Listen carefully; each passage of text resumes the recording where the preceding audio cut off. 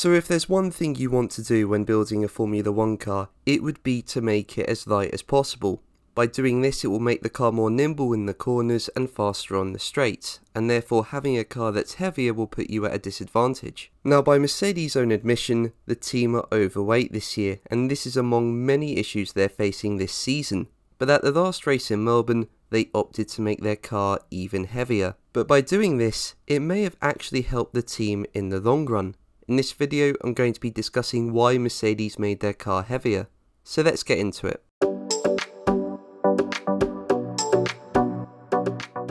Now before we begin, if you enjoy the video, make sure to leave a like and also subscribe for more Formula 1 content.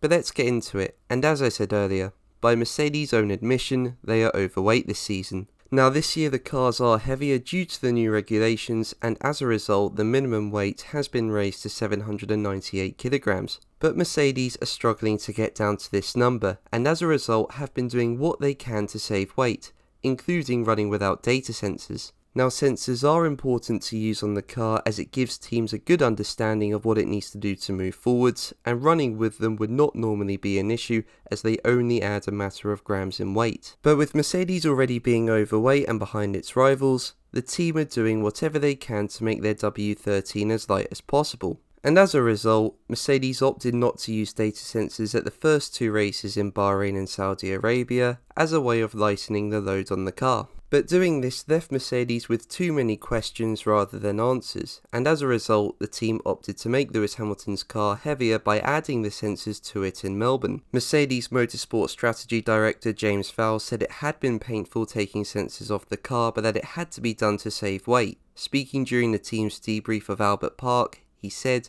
"We always need to have a good understanding and be data driven as an organisation. And it was painful, because taking sensors off the car because the car is too heavy means we are losing out on information, and what we concluded from the first two races is we had too many questions without answers as a result of doing so. In a normal year, you wouldn't even consider not having sensors on the car. You would add what you need to make sure you understand what's going on, but obviously this isn't a normal year and the car is overweight." Now he added that the weight cost of the sensors in Melbourne was small, with a matter of grams separating the weight of Hamilton's car and George Russell's. And by adding the sensors to Lewis's car, Vowles said the team got good data that will help them move forwards in the coming races. He said, "Have we got good data? Absolutely. It's not that from this you can suddenly find something that will turn everything on its head and will find a solution in one race, but it provides clues and understanding of what we need to do to move forwards." Now with Mercedes having said that they won't bring in any major upgrades to its car for the time being, having this data will be crucial. Yes, getting it made the car a bit heavier, but in the long term the data will help Mercedes learn where it's losing out, provide further insight into issues such as porpoising, and help them assess how they can bring upgrades to its car, which will be crucial in the team closing the gap to its rivals. And I'm sure in time Mercedes will also find ways to make its car lighter than what it is now. But guys, that's going to be the video from me today. Thank you ever so much for watching. Make sure to like and subscribe for more videos, and until the next one, take care